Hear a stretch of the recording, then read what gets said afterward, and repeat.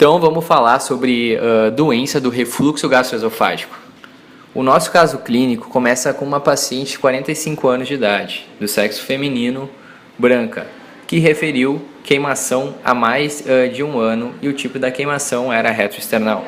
Essa queimação ela piora com as refeições e ela é mais intensa durante a noite, o que dificultou o sono do paciente. Ainda essa dor estava acompanhada de azia e episódios de regurgitação.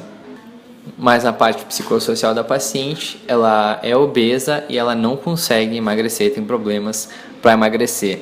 Ela já fez diversos tratamentos com antiácido e citimedina. Ela teve uma melhora transitória enquanto estava usando medicamentos.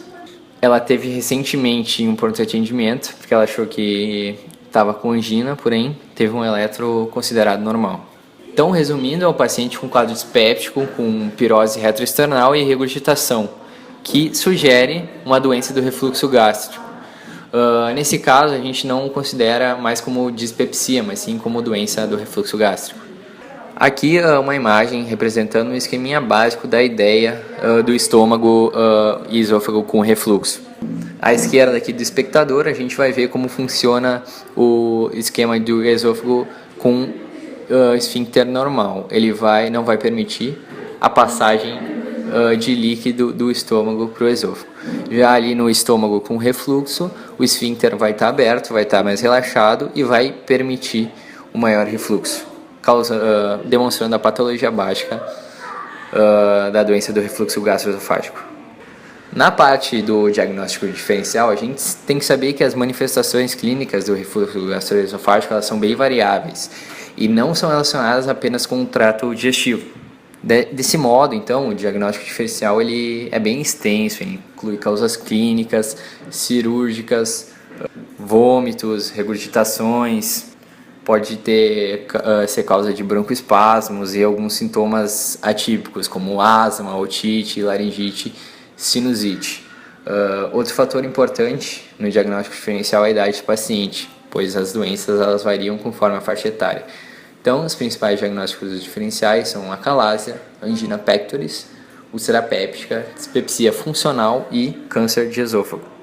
Então, no diagnóstico, como ela apresenta uma grande variabilidade de manifestações clínicas e então estão relacionadas com a ação do material gástrico refluindo para o esôfago ou nas formas atípicas com o material gástrico refluindo por os órgãos adjacentes, como no aumento do reflexo esôfago-brônquico. Então, em primeiro lugar, a gente deve considerar a anamnese, que em grande número de casos ele vai sugerir a doença.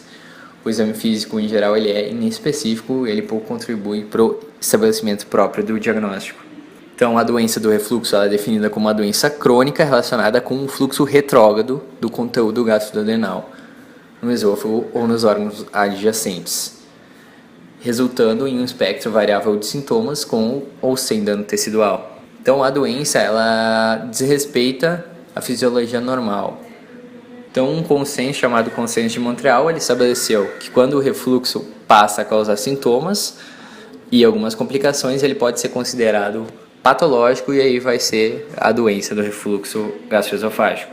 A doença do refluxo, então, ela apresenta enorme prevalência com morbidade e custos econômicos reconhecidos. Ela pode causar síndromes esofágicas e extraesofágicas.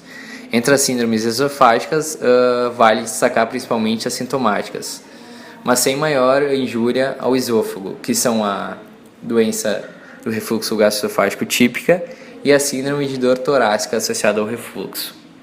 As síndromes esofágicas sintomáticas incluem a esofagite de refluxo, estenose de esôfago, esôfago de Barrett e adenocarcinoma de esôfago.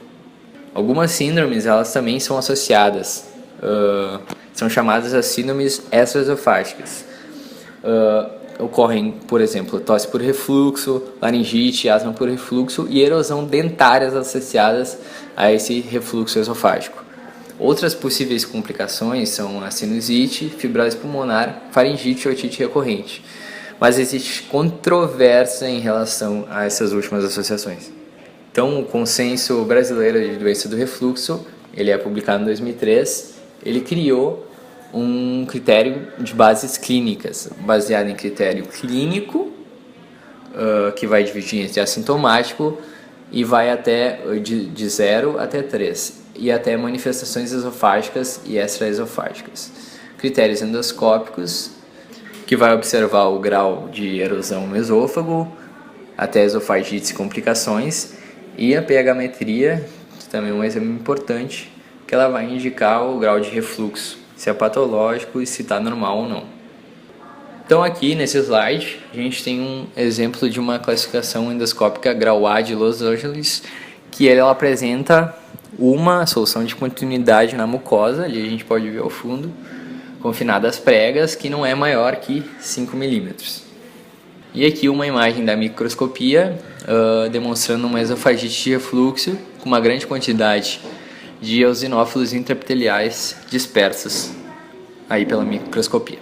Então essas foram as nossas referências, essa apresentação.